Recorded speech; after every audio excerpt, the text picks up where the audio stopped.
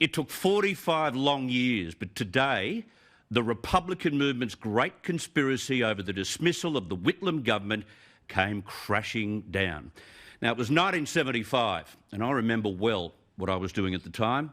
At school, listening to the coverage on the radio and being told by Brother Michael that this was a huge historic moment in news. It was more than that. It was a constitutional crisis and a major democratic challenge for voters, which, of course, they reconciled quickly when they dumped Labor in a landslide at the election that followed. Of course, as the proclamation was made, Labor's big spending reformer, Prime Minister Gough Whitlam, well, he was outraged that the Governor-General, Sir John Kerr, could sack him. Well, may we say, God save the Queen. Because nothing will save the Governor-General.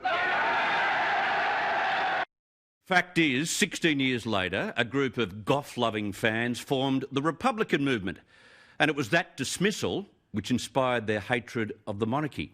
How dare the Queen decide these issues as our head of state? When an Aussie should be in charge of Australian governance, he was told by the Queen what to do. And so today, with the release of these palace letters, these were supposed to be the Holy Grail, proving beyond doubt that the Queen has the final say, that in practice an Englishwoman commanded the fate of Australian government. The Queen told her minion to sack Gough. That's always been the narrative. But today, the Holy Grail was a big, fat dud. A total fizzer, proving once and for all that our bond with the monarchy is symbolic. It's faithful.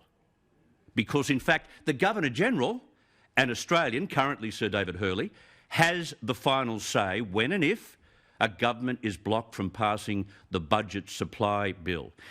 This is the correspondence between the Governor-General and the Queen's private secretary, Sir Martin Charteris. Sir Martin said, "With great respect, I think you are playing the viceregal hand with skill and wisdom. Your interest in the situation has been demonstrated, and so has your impartiality. The fact you have powers is recognised, but it's also clear you will only use them in the last resort, and then only for constitutional and not for political reasons." Now, later tonight I'll speak with Monica's David Flint and get his analysis of today's release of these letters. And what now for the Republican movement?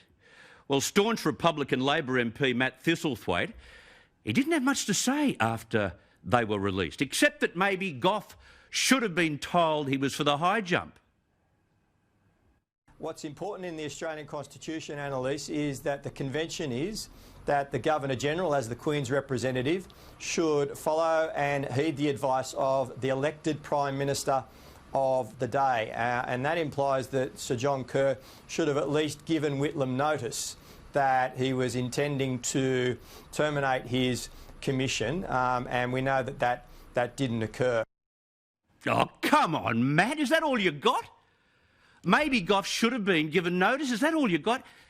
Look, he couldn't get supply through. He had no money to pay anyone, including all the public servants in the government. Everyone knew the guillotine was pending, including Gough, who at a function in the very same week joked to the Governor-General about whether he could get to the Queen first. We learned about that in these letters today as well. Give him notice? He just had to pick up and read the front page of every newspaper in Australia. Now, late this afternoon, Gough's biographer, Jenny Hocking, well, she was still trying to beat this up.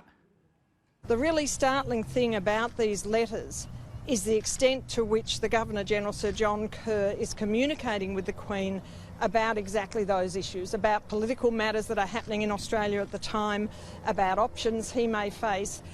And the Queen, in response, is engaging with that level of conversation at a very political level. You could not get more political than the crisis in the Senate that the government faced and the eventual dismissal without warning of the elected government. It is her life's mission, Jenny Hocking, but startling. The resolving of a crisis in the Australian Parliament was in the best interest of everyone, including Gough Whitlam, which was why both the Palace and Kerr were looking at alternatives under the Constitution. Don't go near the last resort. And you can't resolve a constitutional crisis without considering what the next political move might be. He was informing the Queen at every step. Her representative clearly stated, as I've just read out, to Kerr that it had to be worked out in Australia. And again, Kerr's powers, the palace said, could only be used for constitutional, not political reasons. The palace was 100% neutral. Come on, give it up, Jenny. In practice, and now with a clear precedent from 1975, an Australian, as appointed by the Prime Minister, is the person who heads the state, who makes the final decision in that last resort scenario. We know that now. And that sounds awfully like what the Republicans have wanted all along. That is our system. That's how it works in practice.